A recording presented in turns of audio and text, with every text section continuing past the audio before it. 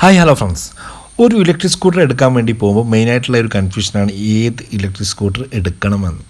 അപ്പോൾ നമ്മൾ ഇന്ന് നോക്കാൻ പോകുന്നത് ഏതർ 450യും അതുപോലെ തന്നെ ബജാജ് ചേതക്കും. ഈ ബജാജ് ചേതക്ക് നോക്കുകയാണെങ്കിലും ഏതർ 450 നോക്കുകയാണെങ്കിലും കസ്റ്റമർ അടുത്ത് നിന്ന് അത്യാവശ്യം നല്ല റിവ്യൂ കാര്യങ്ങൾ കിട്ടിയ ഒരു വണ്ടി തന്നെയാണ് ഈ രണ്ട് വണ്ടികളും.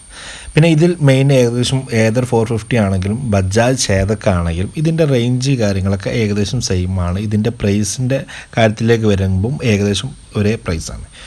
അപ്പോൾ മെയിനായിട്ട് ഒരു വണ്ടി എടുക്കാൻ പോകുന്ന ഒരാൾക്കുള്ള ഒരു കൺഫ്യൂഷനാണ് ഏത് വണ്ടി എടുക്കണം, ഇതിൽ ഏത് വണ്ടി ചൂസ് ചെയ്യണം. മൊത്തത്തിൽ നോക്കുമ്പോൾ എല്ലാവരും ഒരു ബജാജ് ചേതക്ക് യൂസ് ചെയ്യുന്ന ഒരാളോട് ചോദിച്ചു കഴിഞ്ഞാലും ഏതർ യൂസ് ചെയ്യുന്ന ഒരാളോട് ചോദിച്ചു കഴിഞ്ഞാലും രണ്ടുപേരും ഒരേ രീതിയിലുള്ള അഭിപ്രായമായിരിക്കും പറയുക. ഏതർ എടുക്കാം, നല്ലൊരു വണ്ടിയാണ്. ബജാജ് ചെയ്തെടുക്കാം, നല്ല വണ്ടിയാണ്. അപ്പോൾ നമ്മൾ ഈ ഒരു കമ്പാരിസൺ വീഡിയോ ആണ് ചെയ്യാൻ പോകുന്നത് ഏതർ 450യും ബജാജ് ചേതക്കിൻ്റെയും. അപ്പോൾ അതിൻ്റെ മുമ്പ് എൻ്റെ പേര് Mukhtar. Welcome back travel king. First തന്നെ നോക്കാൻ പോകുന്നത് ബജാജ് ചേതക്കിൻ്റെ EV ആണ്. ഏകദേശം ഒരുപാട് വർഷങ്ങൾക്ക് മുമ്പ് തന്നെ ബജാജ് ചേതക്ക് ഇന്ത്യൻ മാർക്കറ്റ് പിടിച്ചടക്കിയ ഒരു വണ്ടിയാണ്. അതിനുശേഷം 2019 കൂടി ബജാജ് ചേതക്ക് EV മോഡൽ അവതരിപ്പിച്ചു. EV മോഡൽ അവതരിപ്പിച്ചതിന് ശേഷം ഒരുപാട് ആൾക്കാർ ഇഷ്ടപ്പെട്ട ഒരു വണ്ടിയാണ്. മറ്റുള്ള വണ്ടികളിൽ നിന്ന് ഒരുപാട് നല്ല അഡീഷണൽ ഫീച്ചേഴ്സ് കാര്യങ്ങളൊക്കെ ഈ ബജാജ് ചേതക്കും അതുപോലെ തന്നെ ഏതറിനുമുണ്ട്. ബജാജ് ചേതക്കിൻ്റെ ഒരു ഡീറ്റെയിൽസാണ് നമ്മൾ നോക്കാൻ പോകുന്നത്. ഇതിൽ ഏകദേശം 3 മോഡുകളാണ് വരുന്നത്: eco mode, sports mode, reverse mode. Eco മോഡിൽ 50 km/h സഞ്ചരിച്ച് കഴിഞ്ഞതിന് ശേഷം ഓട്ടോമാറ്റിക്കായിട്ട് സ്പോർട്സ് മോഡിലേക്ക് മോഡ് ചേഞ്ച് ആവും.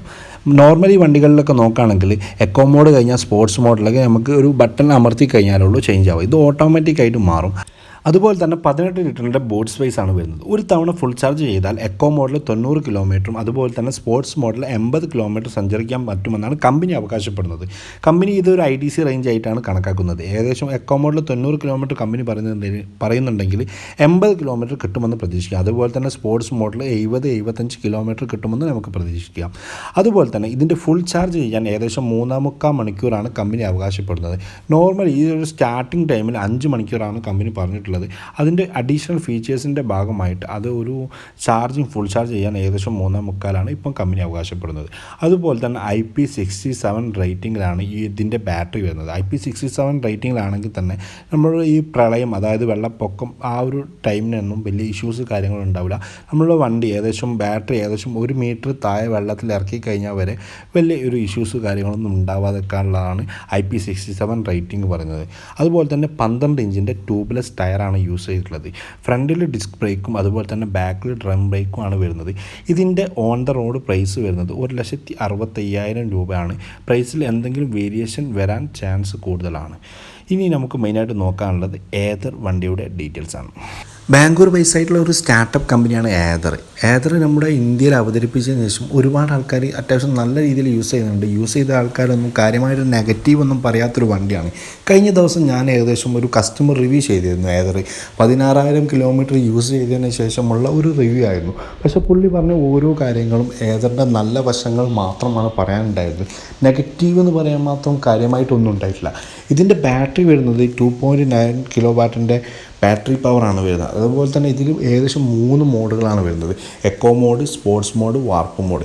ഈ വാർപ്പ് മോഡിൽ ഫുൾ ടോർക്ക് യൂസ് ചെയ്താൽ ഏകദേശം 6.9 സെക്കൻഡ് മറികടക്കാൻ ഏകദേശം 60 km മാത്രം മതി എന്നാണ് ഇതിൻ്റെ മെയിൻ പ്രത്യേകത. അതുപോലെ തന്നെ ഏതറിൻ്റെ ടോട്ടൽ ഭാരം വരുന്നത് 104 കിലോ ഭാരമാണ്. ഇത് ഏതർ 450 മുമ്പ് അവതരിപ്പിച്ചപ്പോൾ ഏകദേശം 4 കിലോ കൂടുതലായിരുന്നു. ഏതർ 450X അവതരിപ്പിച്ചപ്പോൾ ഏകദേശം 4 കിലോ കുറഞ്ഞു എന്നാണ് കമ്പനി അവകാശപ്പെടുന്നത്.